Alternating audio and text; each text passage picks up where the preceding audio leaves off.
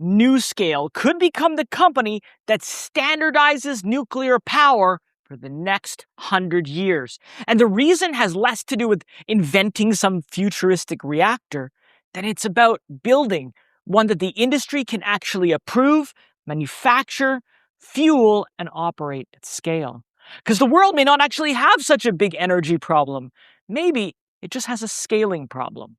I mean, while other developers are chasing some exotic reactor concepts, NuScale is taking the opposite approach. It's combining proven water-cooled technology, standard nuclear fuel, and factory-built modules into what could become the standard of nuclear energy. Now, none of this makes the success inevitable, but it could make NuScale far more important than its current commercial footprint suggests. That's why in this video, you're going to learn what NuScale is building, why its conventional design could become a civilization-scale solution, and how becoming nuclear energy's standard platform could affect the stock over the next few years. But before we begin, if you're new to the channel, hello, my name is Rick Orford. I'm a Wall Street Journal best-selling author, been trading since 1999, and no, I'm not a financial advisor. That's a good thing, because I'm right here with you, breaking down the numbers so retail investors like us can make smarter, more confident decisions with our money. I want to thank The Motley Fool for sponsoring this video. The Motley Fool is a company that provides investing insight and stock recommendations for investors of all skill sets and risk levels. And you all know how much I love researching new stocks and trying to find the next best investment. So I'm proud to partner with The Motley Fool to bring you 10 stock picks from their popular product, Stock Advisor. Stock Advisor has beaten the market by almost 6 times. Go to fool.com/Ricko to get your 10 stock picks right now. All right, so a few years ago, I remember watching NuScale's stock collapse after the carbon-free power project was canceled. And like many investors, I assumed the market had reached, well, its verdict. There was no commercial reactor, no major fleet, and certainly no meaningful product revenue. To me, it looked like another promising tech that had failed, at least to cross the gap between engineering and commercial reality. So, moved on, thinking there was better opportunities elsewhere.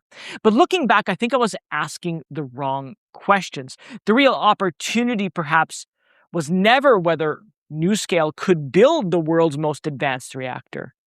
Maybe it was whether NuScale could build the reactor that the industry could repeatedly approve, manufacture, fuel, and operate. Because if the coming electricity shortage is ultimately a scaling problem rather than a tech problem, then don't you think that the company with the most practical design may actually be the one that creates the greatest long-term value? Well, that leads me to the central question behind this video. Is NuScale quietly building the standard reactor that utilities, regulators, and manufacturers could adopt for the next decades to come? Well, the answer probably begins with practicality and not so much novelty. NuScale's biggest competitive advantage is not that it invented some revolutionary reactor. It's that the company deliberately chose a familiar one. NuScale's small modular reactor, or SMR, is built around proven light water reactor technology. It's the same broad reactor class that dominates today's commercial nuclear fleet. And that decision allows NuScale to use decades of regulatory experience, established fuel infrastructure, and existing manufacturing expertise. So it doesn't need the entire nuclear industry to learn some completely new technological language before the commercial fleet ever takes shape. I mean, instead of reinventing nuclear power, NuScale is just trying to standardize it. And that strategy could prove more valuable than pursuing a technically superior design that remains commercially immature. Now, before I go any deeper, I do want to give a mention or a shout out to what's becoming my favorite parts of the channel, my community. It's one of the fastest growing investing communities here on YouTube, and it's completely free to join. We talk about specific companies, investing ideas, and even options trading. So if you want in on the action, remember it's completely free to join. Just scan the QR code right here on the screen or check for the link and click it in the description, and I'll see you there. Now, that conventional approach that NuScale has found is already translating into one of the strongest regulatory positions among American SMR developers. NuScale's original design already received NRC certification. Then, the uprated US 460 configuration secured standard design approval and was 2 months ahead of schedule. The approved design combines as many as 6 77 megawatt modules into a single 462 megawatt power plant. So rather than starting from a blank sheet of paper, a future customer can reference a reactor design that's already cleared a major reusable regulatory review. Now, individual projects still need site-specific approvals, but clearing the design review removes one of the industry's biggest commercial barriers before construction even begins. Of course, being conventional doesn't guarantee success, but standards rarely emerge because they're the most exotic technology available. Think of this, for instance. Windows became dominant because millions of computers could run the same operating system. The company only becomes the standard if regulators repeatedly approve a design, if manufacturers repeatedly build it, and utilities repeatedly order them. And later, I'm going to come back to the biggest reason why I think this thesis could actually fail, because having the right design is very different from executing it at scale. Now, regulatory approval solves only one part of the problem. An approved reactor still cannot become an industry standard unless it can be produced repeatedly and efficiently. Now, traditional nuclear plants are usually treated like enormous custom construction projects. Each site involves specialized work, long timelines, and major opportunities for costs to rise. But NuScale's answer is factory manufacturing.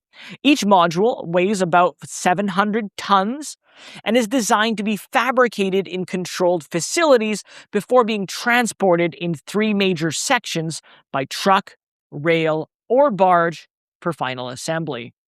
So moving more of the precision work indoors could actually improve quality control and reduce some of the construction uncertainty that's hurt these traditional nuclear mega projects. This is the Henry Ford moment, let's say, that NuScale is trying to create for the nuclear energy sector. Commercial reactors, they represent handcrafted luxury vehicles, but NuScale wants identical modules moving through a repeatable process where weld procedures, inspections, and worker training can be reused across many units. An economic benefit, right? I mean, it only appears if production reaches some meaningful volume. And NuScale has already started investing in that supply chain through Doosan Enerbility, which is producing heavy forgings and other long lead components. And by the end of the first quarter of 2026 this year, NuScale carried $65.1 million of long lead material work in process. And this manufacturing question matters enormously for investors. I mean, a single successful plant would prove the tech can work commercially. But a repeatable production system, well, it would prove that NuScale can actually become a platform. Now, if you've been watching NuScale, maybe you want to buy it, but you think the stock is just too expensive right now when you're watching this video, but maybe you'd rather own it 15 or 20% below where it's trading today. Well, if that's the case, check this video up here, because I talk about how you can sell a put option on a stock you want and get paid to wait for it to potentially come down to your price. And get this, if it does come down to your price, just like a limit order, you get to buy it. The only difference is you got paid to buy it instead. Now, manufacturing, going back, is only one part of the scaling puzzle. Every reactor also needs a fuel supply that scales with it. So to answer that, NuScale uses conventional low-enriched uranium containing no more than 4.9% 95% of uranium-235. And that allows the design to connect with today's established enrichment, fabrication, and licensing infrastructure. Many competing advanced reactors depend on HALEU, which is a specialized fuel that's still in the early stages of commercial scale-up. But by avoiding that dependency, NuScale removes just another obstacle to mass deployment. It's not waiting for a new fuel ecosystem to mature before its reactor can become commercially relevant. No, the company is building on infrastructure the nuclear industry already knows how to use. And the supply chain is already taking shape. NuScale's got a fuel partner that it's had for more than a decade. And the companies, they actually expanded their agreements to support future American and European deployments. The arrangement includes preparations to manufacture at least 444 fuel assemblies for NuScale's first U.S. customer as early as 2030. So we've got a familiar design, we've got an advanced regulatory pathway, and the fuel doesn't depend on an entirely new supply chain. But even a reactor that regulators approve, factories can build, and suppliers can fuel, well, it still needs customers that urgently want what it produces. Electricity demand, I'm sure you've heard from AI data centers, advanced manufacturing, and grid electrification requires dependable power every minute, every second of every hour of every single day. And existing American nuclear plants have historically achieved capacity factors above 90%, while NuScale is targeting more than 95% through its modular design. So a nuclear plant can produce power through the night, through bad weather, and during periods when intermittent generation falls. And NuScale's modular structure adds another advantage. One module can undergo maintenance while the remaining units continue producing electricity. And that could improve plant availability and give customers more operating flexibility than a single large reactor can provide. And this is why I think NuScale should be seen much less as a competitor to renewable energy and more as a potential foundation beneath it. Wind, solar, batteries, they're still going to be essential.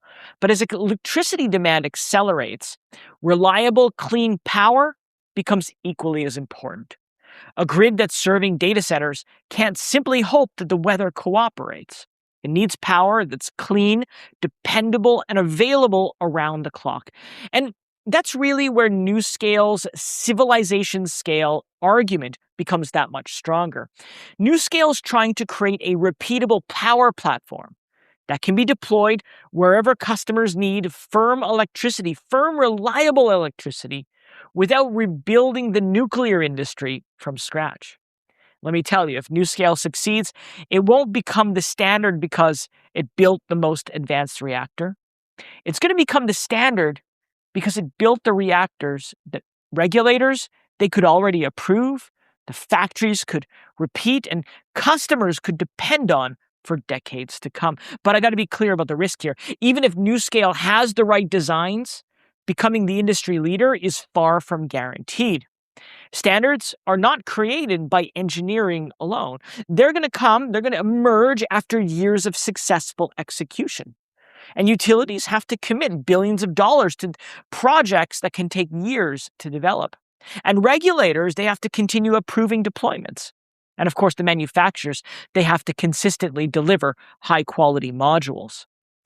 Every successful installation is going to make the next order easier to justify. But every delay, cancellation, or cost overrun is going to risk slowing adoption. And that's why NuScale's opportunity is still both compelling and speculative at the same time. But commercial success still depends on turning regulatory progress into operating reactors and operating reactors into repeatable orders. So what's my take on all of this? Well, I no longer think that NuScale is simply an investment that's built around whether small modular reactors can work. I think it's increasingly an investment built around whether one company can establish the industry standard before anyone else. NuScale's greatest strength is not having the most advanced reactors. It's combining proven tech, regulatory progress, and a scalable supply chain with a market that increasingly needs reliable, clean power. And at the same time, success is far from guaranteed.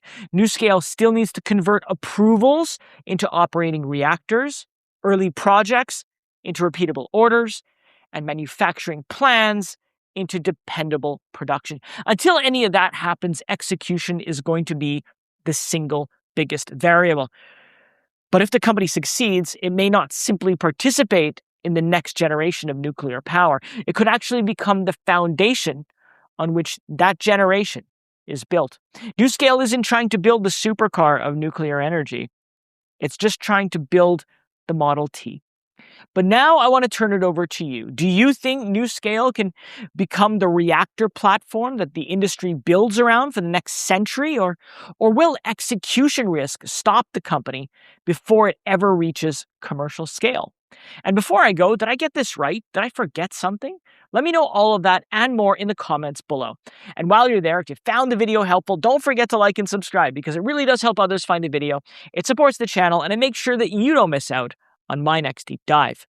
Well, that's it for me today, at least in this video. Thank you so much for watching.